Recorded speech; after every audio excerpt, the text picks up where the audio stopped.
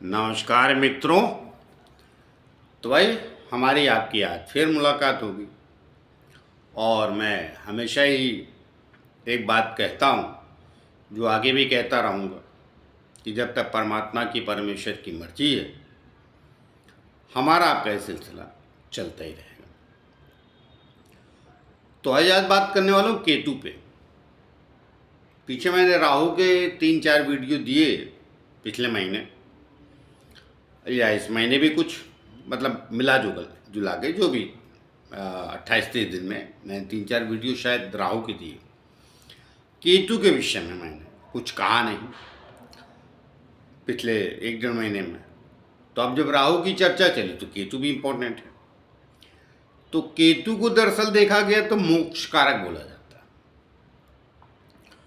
तो हमारे शास्त्रज्ञों ने या हमारे जो ऋषि मुनि, जो मैं हमेशा कहता हूँ ऋषि मुनि या शास्त्रज्ञ, जिन लोगों ने ये बात कही, तो मैं हमेशा एक बात कहता हूँ अपने दर्शकों से कि देखिए उन्होंने तो बात सरल कही है, आपको उसको गहराई से समझना पड़ेगा और सरल भाषा में कहा ताकि आपको समझ में आ जाए।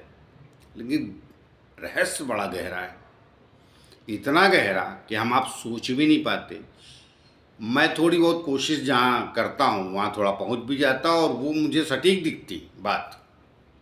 तो मैं आज केतु पे बात करूँगा और आपको वर्तमान में केतु का क्या प्रभाव होता है और जो हमारे शास्त्रज्ञों ने या हमारे ऋषि मुनियों पीछे जो बात कही थी वो कितनी सटीक थी, मगर हमको समझने में थोड़ी गलती कह लीजिए या समझ की कमी कह लीजिए।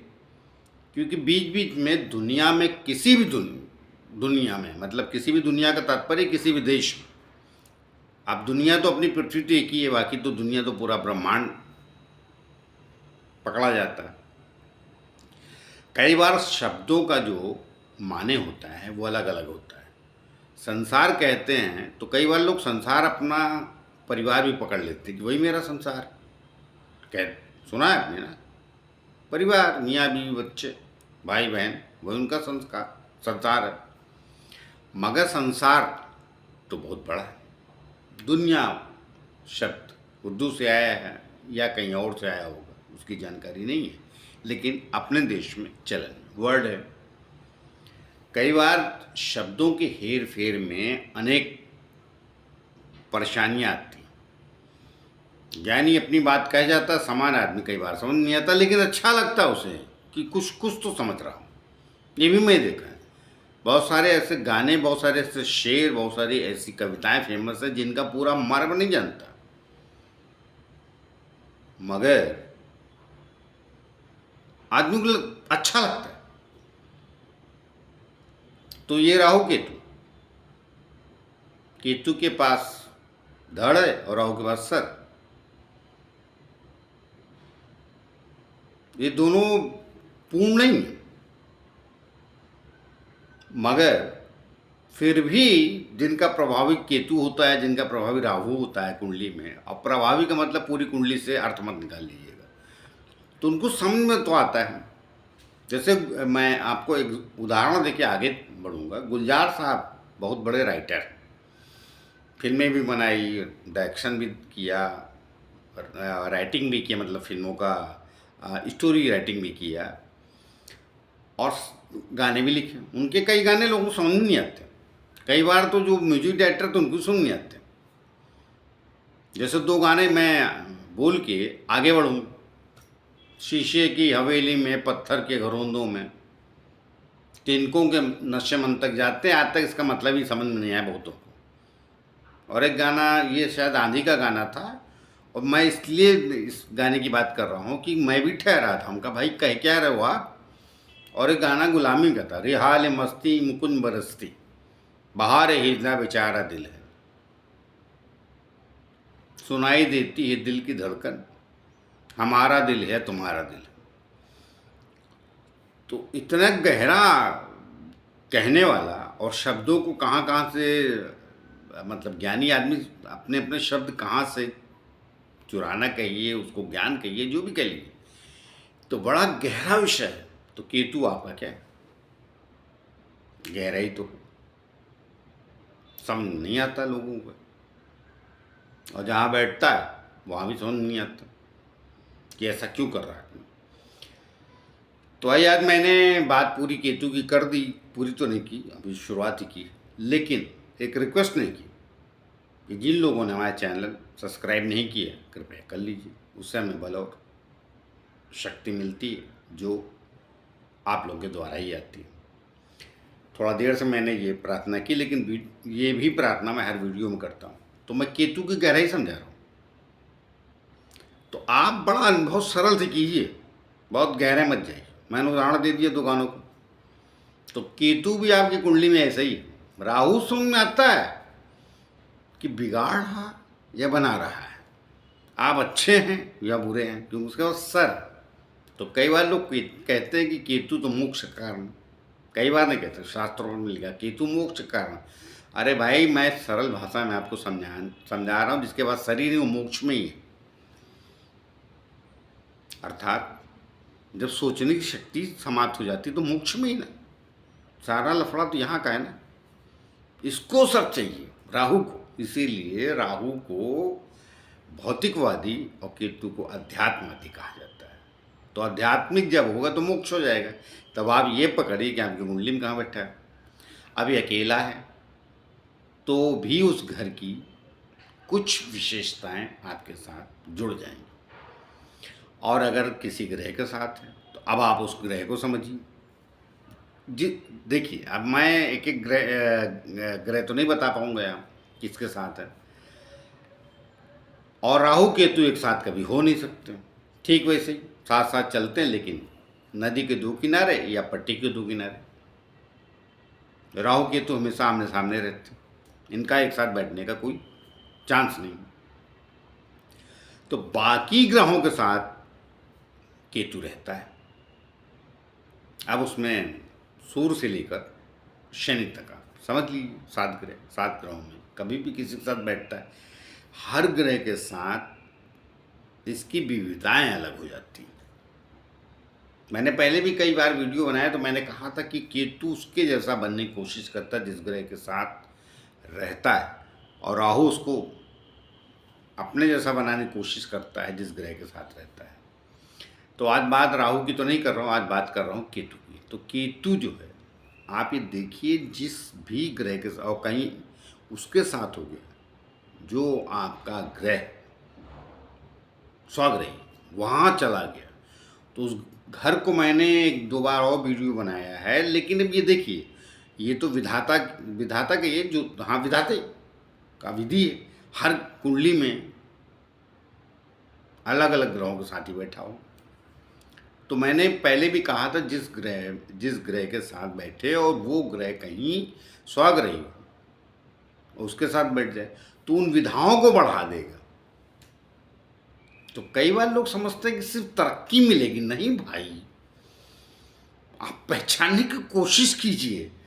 जिसके बाद सदैव कंफ्यूज भी रहता है, दुविधापूर्ण रहता है, उस घर से अत्यधिक प्रेम करने लगता है और संतुष्ट होता नहीं। जैसे कि मान लीजिए कि आपके लग्न में बैठ गया, चलिए लग्न की बात कर लेते, आपके घर में आप कभी अपने से संतुष्ट नहीं रहेंगे। संतुष्ट का तात्पर्य है कि आप अपने शरीर से संतुष्ट नहीं रहेंगे। आप बॉडी बिल्डिंग करते हैं तो आपको लगेगा कुछ कम है, चलो नहीं करते हैं। अकेला केतु बैठा है तो आप चेहरे मोहरे का बड़ा ध्यान रखेंगे, क्योंकि लग्न तो आप हैं। मगर ये लग्न आप है तो आपके पास मतलब सर से लेकर पैर तक हैं आप, मगर केतु के साथ चेहरा नहीं,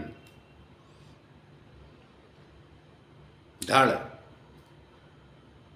तो आप अपने चेहरे मोहरों को संवारने की कोशिश करेंगे, आप संतुष्ट ही होंगे।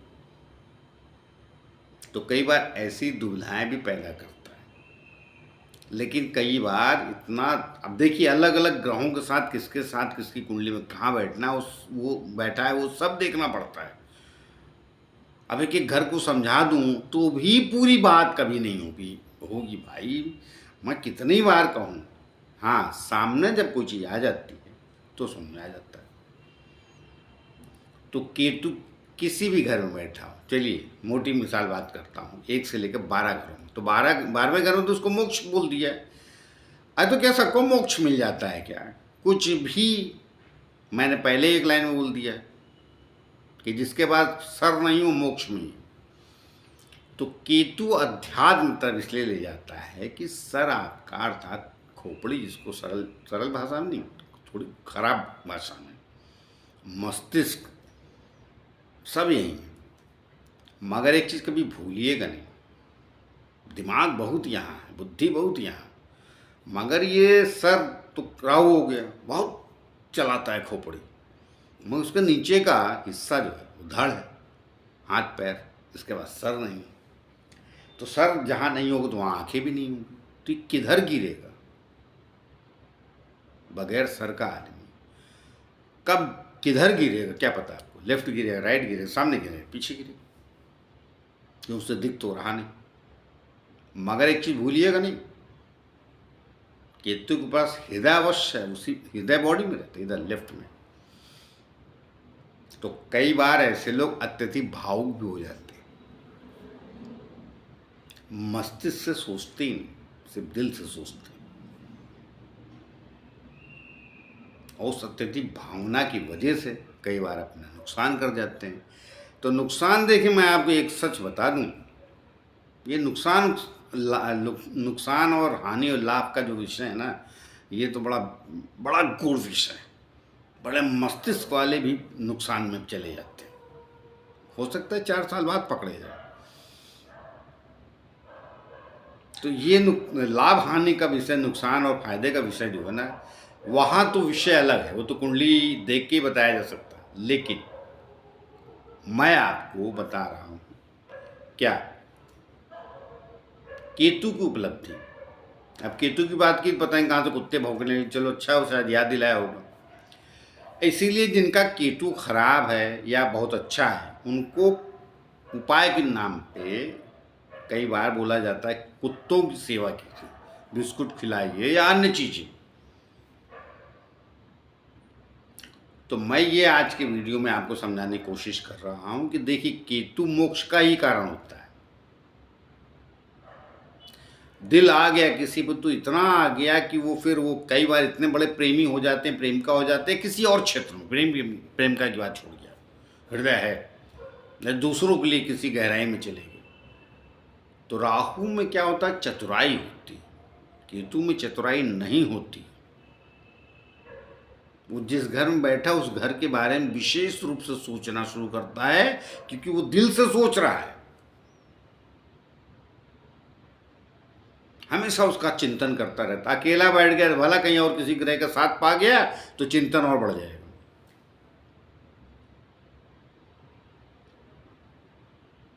अब कहीं भी किसी जगह बैठ जाए,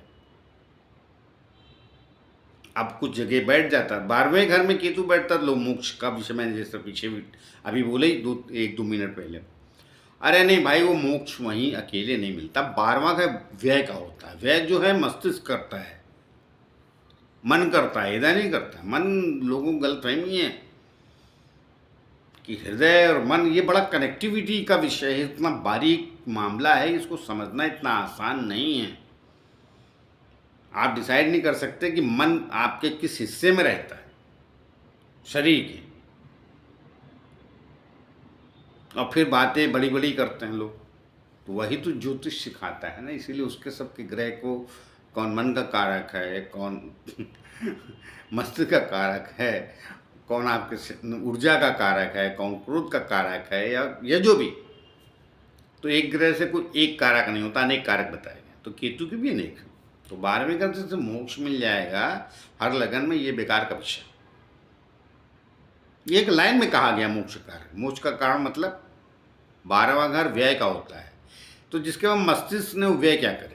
उसे कुछ परचेज करना हो, मान लो, चलो व्यय ही समझ लेते हैं, भाई गाड़ी खरीदनी है, कपड़ा खरीदना है या कुछ, तो मस्तिष्क बताएगा ना, आंखें बताएंगे ना, क्योंकि मस्तिष्क आंखें जो देखेंगे तो कुछ करेगा। और मैं एकदम सरल भाषा में समझाने की कोशिश कर रहा हूँ। शास्त्र में बड़ी बड़ी बातें लिखी गई हैं, तो बड़ी बड़ी उन्होंने आपने पुकारना शुरू कर दिया क्योंकि आपको बड़ा बताना था अपने आप को।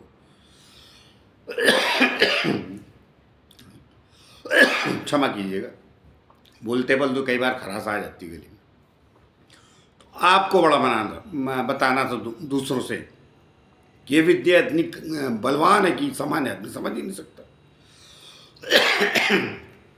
मगर अब देखिए अटक ही गया है गला, पानी पीने मैंने नहीं रखा है। तो कहने का तात्पर्य मेरा ये है,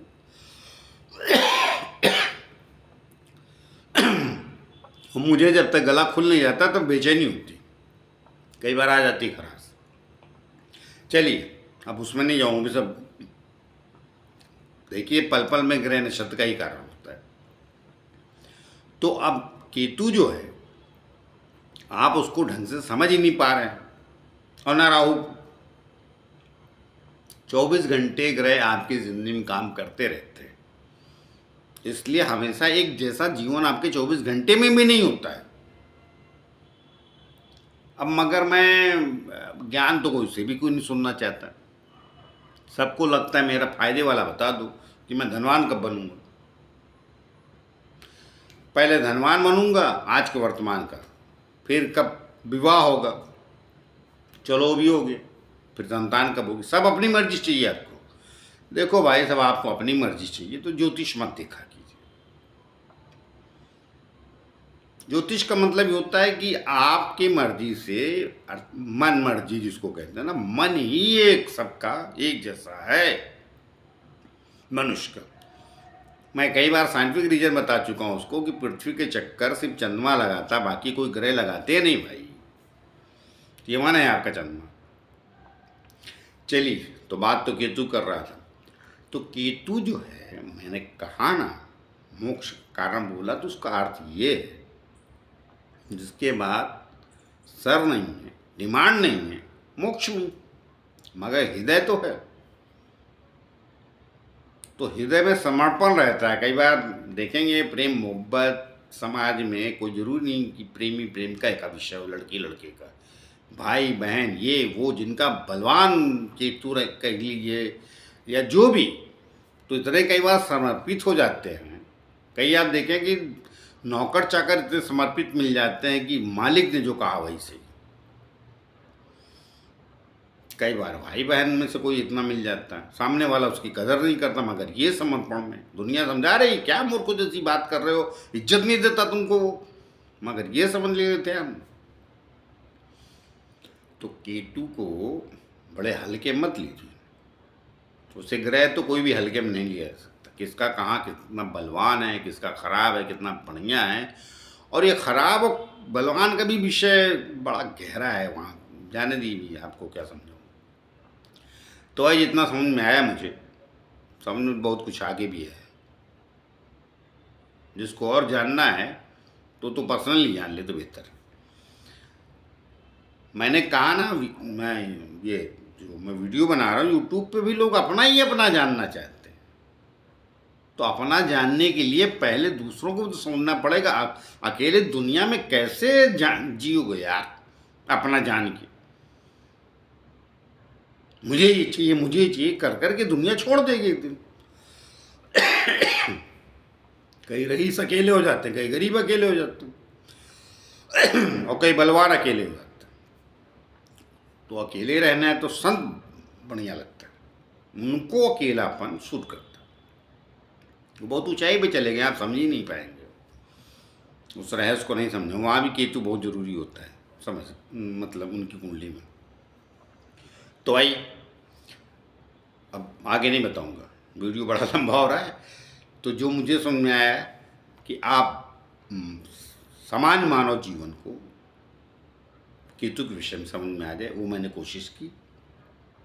तो आइए मिलते किसी और नए विषय को लेकर, तब तक के लिए आज्ञा दीजिए। जाते जाते फिर से प्रार्थना है, जिन्होंने हमारे चैनल सब्सक्राइब नहीं किया कृपया कर लीजिए, उससे हमें बल और शक्ति मिलती है। अब देखिए यही 30 सेकंड लिए खांसी बताएं कहाँ से आ गई, आप बराबर तो बोल रहा हूँ, क्या अटका गले में, नाक के सामने कुछ खाया ना पिया, बाकी बराबर ही बोल रहा था।